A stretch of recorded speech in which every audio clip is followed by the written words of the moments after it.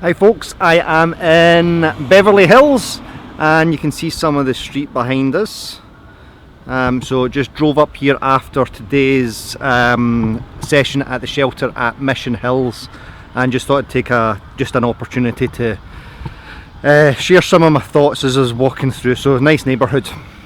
So we worked with, presented a 2-hour workshop after we'd done some consultations with some of the staff on how we use positive reinforcement training with dogs that are super stressy.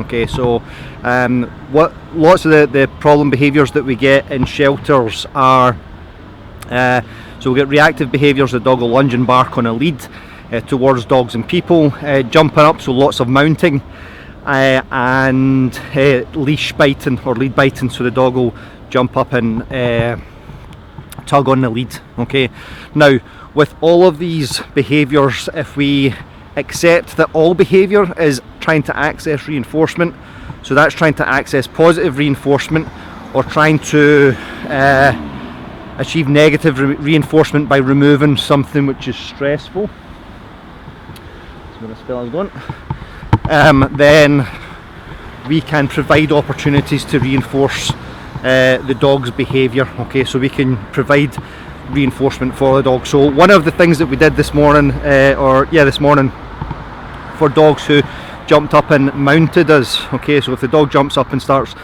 humping your leg or humping your back, if we take a hold of the dog by the collar, okay, and we hold the dog down, okay, so we are using some degree of force there, but it's how we're using that force, how we apply that force. So if we hold the dog underneath the chin in an underhand grip, keep our arm locked out straight. I'm going to just adjust the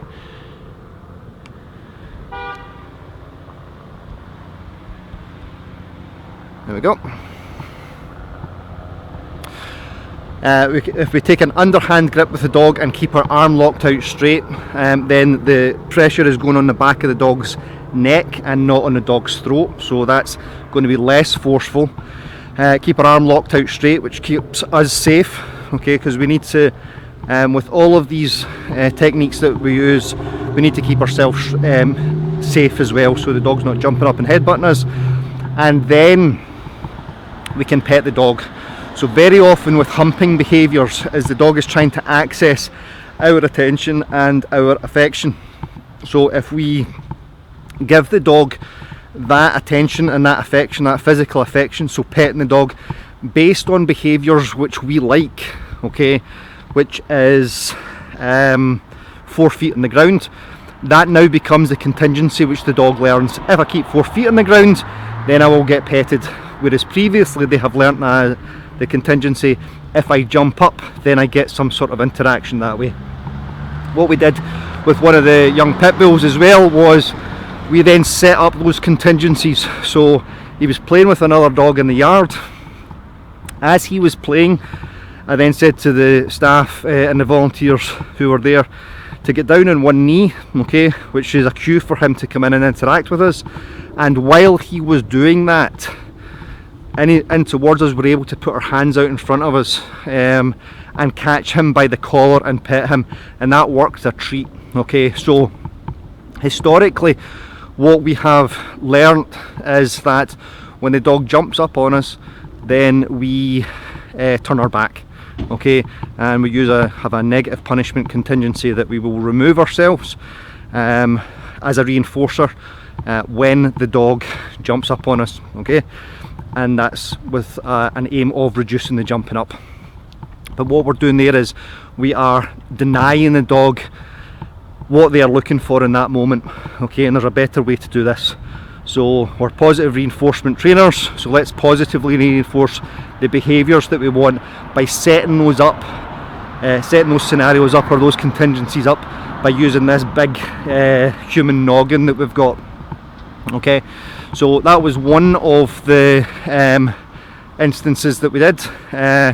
We also did some lead handling, so low stress lead handling, and that's about moving much more slowly, keeping our body nice and relaxed. So if if I hold the camera like this, okay, and I'm holding all that tension in, then the camera will now start wobbling more. Whereas if I relax my shoulders and relax like this, then I'm going to hold the camera much more smoothly. And those exactly the same principles apply to us when we're handling a dog on the lead. Alright, so just a few things that we can think of there, which we can easily apply, and all that I did today was take exactly the same principles that I use when I'm working with my clients' dogs, and taking those same principles and applying them in a shelter setting. Okay, so just a little bit of feedback about the work that we did today.